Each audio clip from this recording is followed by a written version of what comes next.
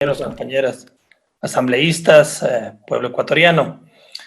También quería intervenir en este tema y quisiera que, pues, si puedo compartir la pantalla de la presentación que he realizado.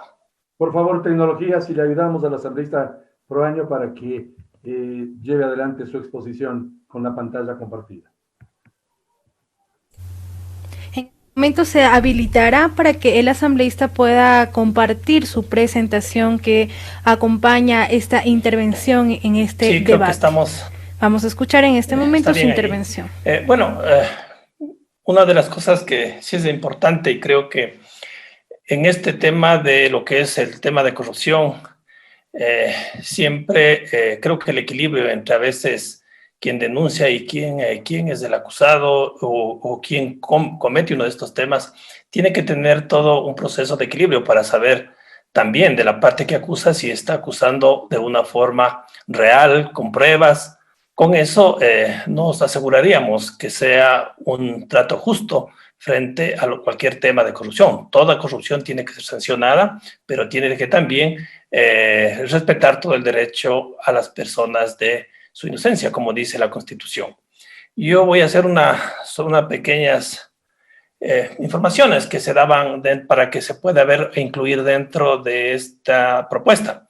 La Convención Internacional contra la Corrupción decía, el informe recomienda al Estado ecuatoriano buscar que los servidores puedan denunciar actos de corrupción, debiendo el legislativo para ello considerar adoptar mediante ley una regulación integral sobre protección de los funcionarios públicos y ciudadanos particulares que denuncien de buena fe actos de corrupción en el ámbito administrativo, incluyendo la protección de su identidad de conformidad con la Constitución y los principios fundamentales del ordenamiento jurídico interno. Esa es una recomendación que hacía la Convención Internacional sobre la Anticorrupción.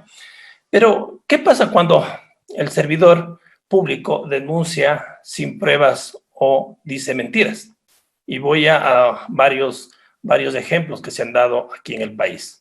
El primero, se recordarán ustedes al inicio de las 600 obras con sobreprecios, que la Contraloría General del Estado indicó que en el gobierno anterior 600 obras con sobreprecios. Pues entonces lo que hicimos es solicitar la información a la Contraloría en un oficio del 10 de julio del 2018, y se le pidió que nos mande el listado, porque se decía que ya conocían cuáles son las 600 obras y quiénes lo han hecho, y que se nos envíe la información de las 600 obras, qué tipo de obras, quiénes fueron los contratantes y cuáles son los sobreprecios.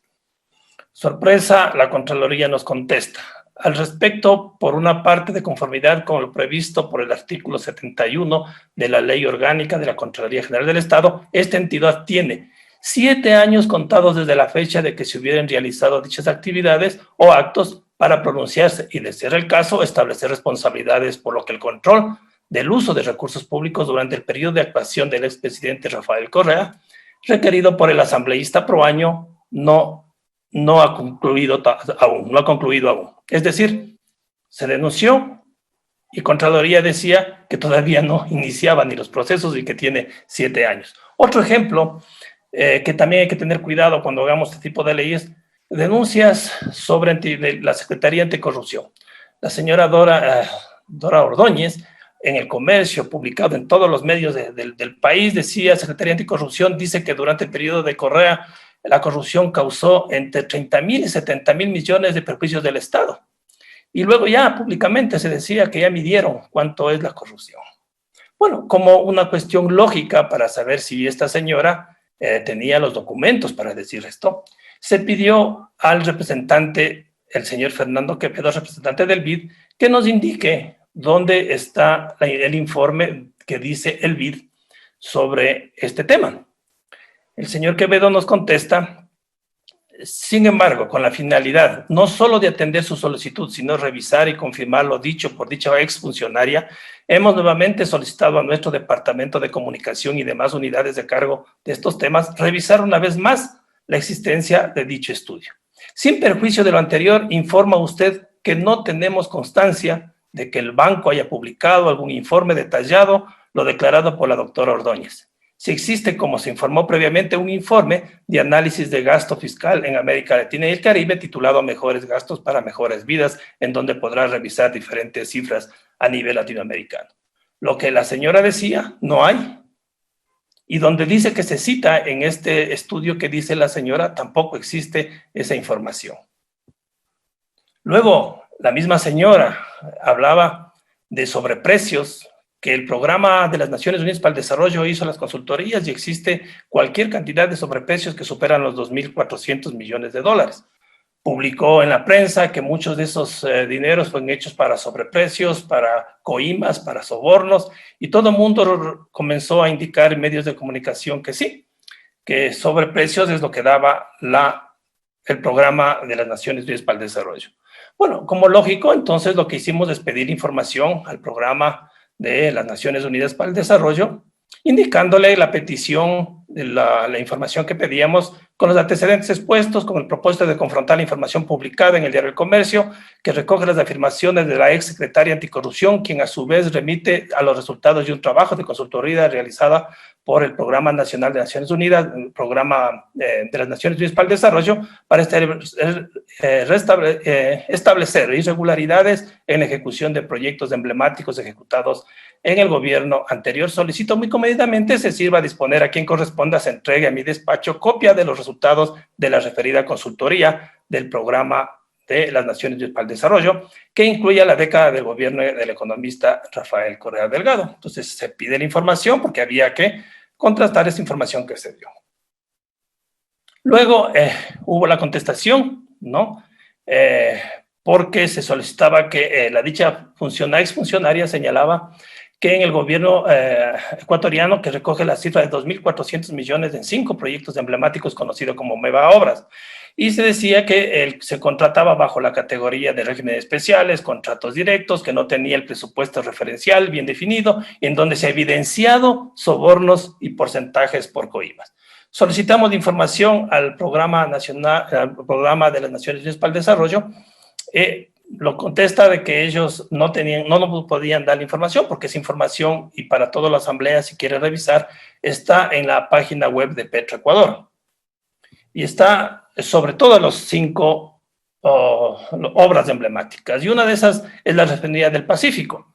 Oh, sorpresa, en todos los documentos revisados, los entregables 1, 2, 3, 4, el 5, las presentaciones, la empresa RPS no está, indica, la RPS Ersheni, que fue la que hizo la consultoría, dice, es importante la aclaratoria respecto a una tabla, una tabla donde aparece una palabra que todo el mundo decía sobreprecios. Dice, RPS no está considerando que estas cantidades sean sobreprecios ilegales, más sí costos que pudieron evitarse. Es decir, no existe palabra sobreprecio, existe sobrecostos que en cualquier obra que conocen las personas puede darse en cualquier obra.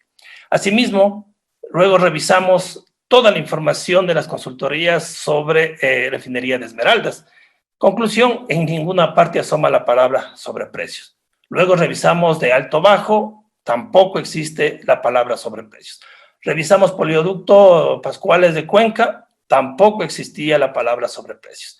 El terminal Monteverde, tampoco existían la palabra sobreprecios porque no existen todos los documentos de las consultorías. Por eso solicitamos mayor información a Programa de las Naciones Unidas para el Desarrollo. Y se le indicaba que por lo antes indicado solicito de la manera más respetuosa y con el único objetivo de transparentar la información en forma honesta, se complemente su respuesta anterior en la que concierne a se informe si existen o no otros estudios preparados por el Programa de las Naciones Unidas para el Desarrollo realizados con relación a las actividades contractuales del gobierno del economista Rafael Correa Delgado 2007-2017, de cuyas conclusiones se desprenda la presunta existencia de sobreprecios, evidencias de sobornos y porcentajes de coima, como según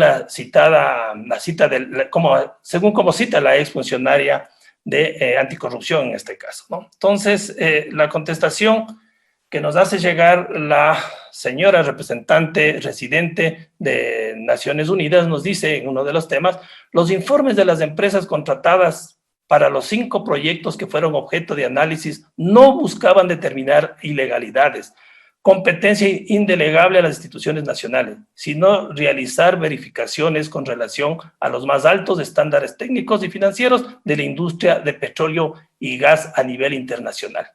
Entonces, todas las consultorías que se hizo y que se denunciaba que había ahí sobreprecios, sobornos y lo demás, la misma institución que hizo estas dice que no fue así, que lo que dijo la señora no era cierto en esto. Por eso creo que sería importante considerar en el proyecto unificado de leyes orgánicas reformatorias del Código Orgánico Integral Penal en materia anticorrupción, que cuando se realiza una denuncia de corrupción por parte de un funcionario público y se comprueba que fue falsa o mintió, como en el caso de la ex secretaria anticorrupción Dora Ordóñez, ¿cómo se sanciona?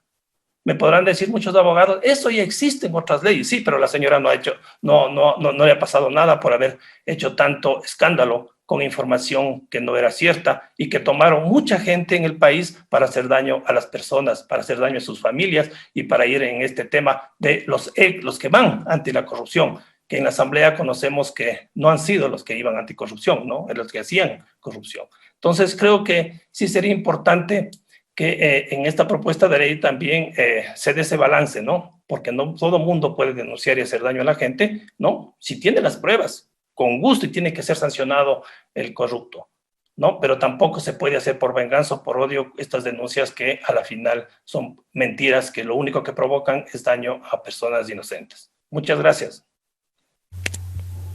Escuchábamos ahí la intervención del asambleísta Mauricio Proaño, representante de la provincia de Pichincha, realizando sus reflexiones acerca de este proyecto de ley. Sigamos escuchando el desarrollo de la sesión plenaria. El uso de la palabra, el asambleísta Rubén Bustamante, por favor. Como lo ha indicado el asambleísta Patricio Donoso, en este momento corresponde la intervención